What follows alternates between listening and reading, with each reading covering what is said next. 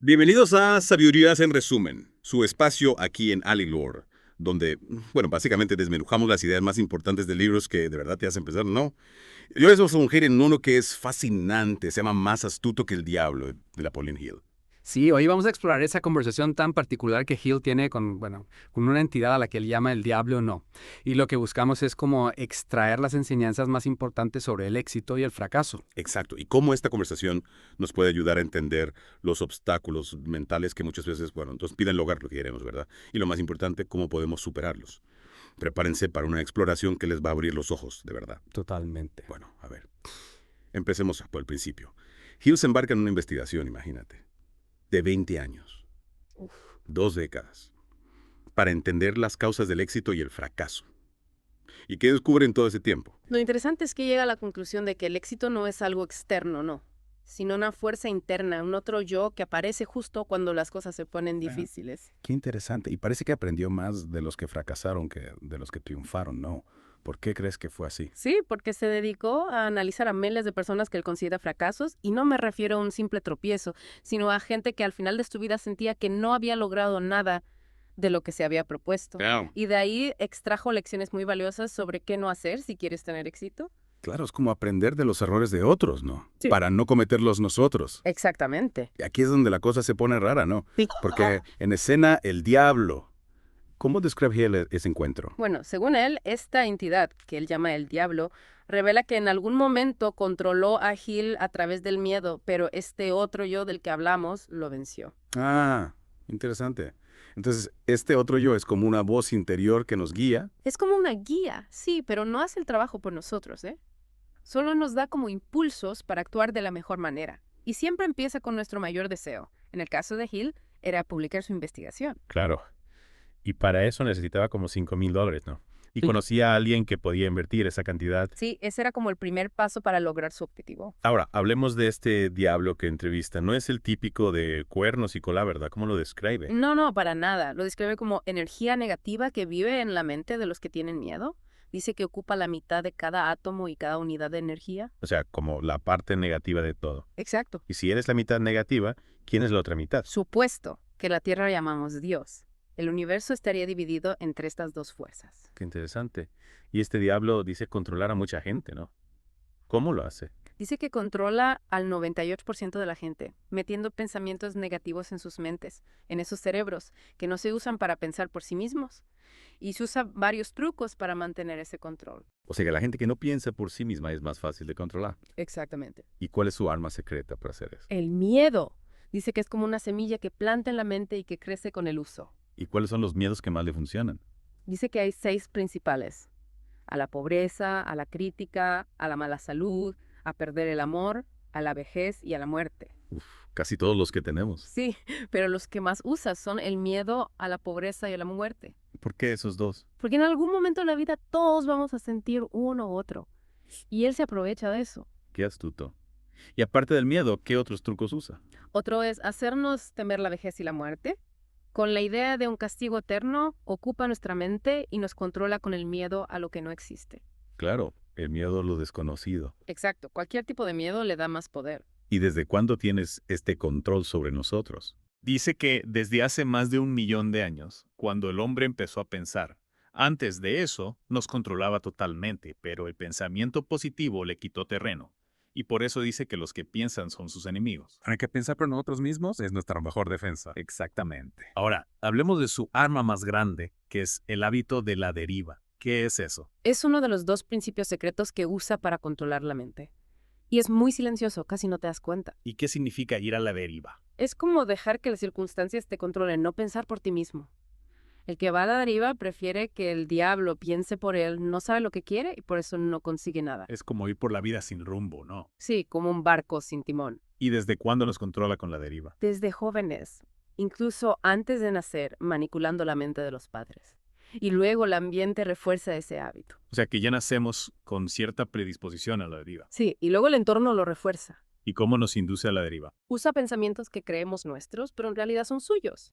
Se aprovecha de nuestros miedos, la avaricia, la ira, la vanidad, y nos hace ir a la deriva en la escuela, en el trabajo, en todo. Entonces la clave está en identificar esos pensamientos que no son nuestros. Exacto. y en cuestionarlos. Y no solo manipula a los individuos, sino también a instituciones. Sí, coordina padres y maestros para que nos enseñen miedo e ideas sin fundamento. En la escuela nos llenan la cabeza de información inútil y en casa no nos dejan pensar por nosotros mismos sobre la vida y la muerte. Qué fuerte. Y todo esto nos lleva a la procrastinación, a posponer las decisiones. Y la deriva es la causa principal del fracaso, porque destruye la iniciativa. Entonces, tomar decisiones y actuar es fundamental. Exactamente. Y habla del dinero, ¿no? Dice que no es la raíz de todo mal. Sí, dice que la capacidad de adquirirlo es contagiosa y que sus enemigos son los que ayudan a la gente a dejar de ir a la deriva porque les dan tiempo para pensar, libertad para viajar, acceso a la información. O sea que el dinero puede ser una herramienta para liberarnos. Sí, si lo usamos bien. Ahora, para que quede claro, ¿cuáles son las características de alguien que va a la deriva? Bueno, no tiene un propósito en la vida, no confía en sí mismo, no termina lo que empieza, gasta todo lo que gana, se enferma fácilmente, no tiene imaginación, no tiene iniciativa, siempre busca el camino fácil, se enoja con facilidad, no controla sus emociones, no tiene personalidad, opina de todo sin saber nada, no colabora, repite sus errores, es intolerante, espera que le den todo sin dar nada, critica sin proponer soluciones, evita las decisiones, cambia de opinión todo el tiempo, come mucho, no hace ejercicio, bebe si le invitan, apuesta con dinero ajeno, critica a los exitosos, miente para ocultar su ignorancia y critica a sus jefes a sus espaldas. Uf, menuda lista. Sí, pero es la descripción del 98% de la gente. ¿Y cómo sé que no va a la deriva? Tiene un plan, claro, una meta importante, supera los obstáculos, domina la oposición, construye en vez de destruir. La diferencia está en que usa su mente para pensar por sí mismo. Entonces la clave es pensar por uno mismo, tener un plan y actuar. Exactamente. ¿Y cómo podemos dejar de ir a la deriva? Hay varias maneras. Ayudar a alguien con problemas, definirte en lo que haces, no dejar nada sin terminar, tomar decisiones firmes. O sea que con esfuerzo y voluntad se puede salir de la deriva. Sí, pero hay que actuar a tiempo, porque hay un punto en que el control se vuelve casi imposible de revertir ¿Eso por qué? por una ley que él llama ritmo hipnótico. ¿Y qué es eso del ritmo hipnótico? Es una ley de la naturaleza que se usa para atrapar a la gente en un control eterno. La naturaleza misma la usa para convertir nuestros pensamientos en realidad física. O sea que nuestros pensamientos crean nuestra realidad. Exacto. Y el ritmo hipnótico los solidifica y los hace permanentes. La naturaleza agrupa nuestros hábitos y los une como si fuera cemento. Y el diablo se aprovecha de eso, ¿no? Sí, ofreciendo recompensas fáciles para los malos pensamientos y las malas acciones. O sea que hay que tener cuidado con las tentaciones. Totalmente. Y la otra fuerza, la que llamamos Dios, también usa este ritmo. Sí, está disponible para todos. El problema es que el diablo intercepta el camino hacia la inteligencia infinita, metiendo pensamientos negativos y haciendo que lo malo parezca bueno. Entonces, no hay que temer al diablo ni adorar a Dios, sino acceder directamente a la fuente. Y exacto. Y este ritmo hipnótico afecta también a la sociedad en general. Sí, el diablo lo usa para causar problemas en la política, la economía. Usa gente que va a la deriva para generar caos y mantener a la gente con miedo. Entonces, la deriva no solo nos afecta individualmente, sino a todos. Así es. Y habla también de la suerte. No, dice que no existe. Exacto. Dice que detrás de cada cosa que pasa hay una causa, aunque no la veamos. La suerte y los milagros son solo excusas para no entender las cosas. O sea que no hay que esperar que la suerte nos sonría, sino actuar para conseguir lo que queremos. Exactamente. Y cómo podemos usar este ritmo hipnótico a nuestro favor. Enfocando nuestros pensamientos en lo que queremos. Si pensamos constantemente en algo, el ritmo hipnótico lo hará realidad. ¡Qué poder! Sí, pero hay que usarlo bien. Y para eso están los 7 principios de la libertad, ¿no? Sí, son la precisión de propósito, el trabajo en equipo, la fe, ir más allá, tener una buena personalidad, la iniciativa y el entusiasmo. O sea que son como herramientas para liberarnos. Exacto. Y habla también de la adversidad, ¿no?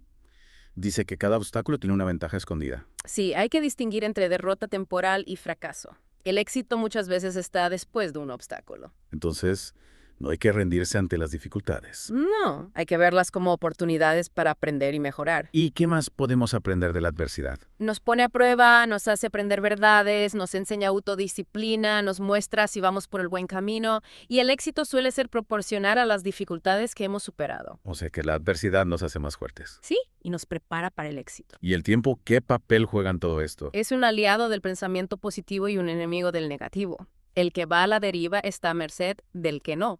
Y el tiempo solo lo empeora. O sea que hay que actuar ya, no perder más tiempo. Exacto. Y también habla de la sabiduría. No, ¿cómo la define? como la capacidad de usar las leyes de la naturaleza a nuestro favor y de cooperar con otros para lograr lo que queremos.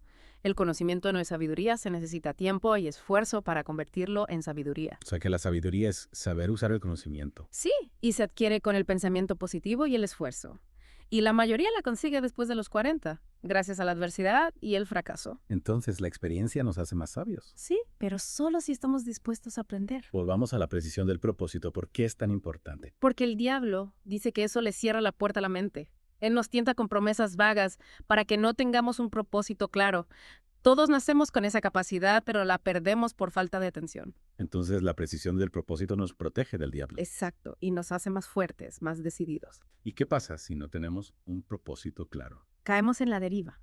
Y eso nos lleva a la imprecisión, a la falta de enfoque, a la debilidad, a los malos hábitos. O sea que la precisión del propósito es la base del poder personal. Sí, y nos ayuda a no rendirnos ante las dificultades. ¿Y qué tiene que ver con la oración? Dice que la precisión del propósito es la mejor oración porque nos conecta con la inteligencia infinita. Hay que orar a nosotros mismos, con un objetivo claro y definido. O sea que la oración debe ser precisa, no vaga. Exacto. Y sin miedo, porque el miedo no ayuda a nadie. ¿Y por qué nos enseña esto en la escuela? Porque el sistema educativo no lo tiene claro. Lo único que nos perjudica es la ignorancia y el miedo, y la escuela no nos enseña a combatirlos. El diablo teme a los que piensan por sí mismos y tienen un propósito claro. Entonces la educación debería enseñarnos a pensar y a tener un propósito. Exacto. Y a ser libres, tanto espiritual como económicamente. ¿Y qué dice del pecado? Que es cualquier cosa que nos hace infelices. Comer demasiado, tener sexo sin control, pensar mal, engañar, mentir, robar, ser ignorantes, aceptar lo que no queremos. Pecamos contra nosotros mismos. O sea que el pecado es autodestructivo. Sí, y el diablo lo usa para controlarnos.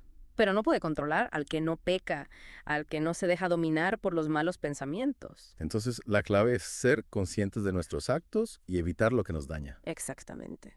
¿Y la fe qué papel juega? Es un estado mental que reconoce el poder del pensamiento positivo. Es la ausencia de miedo.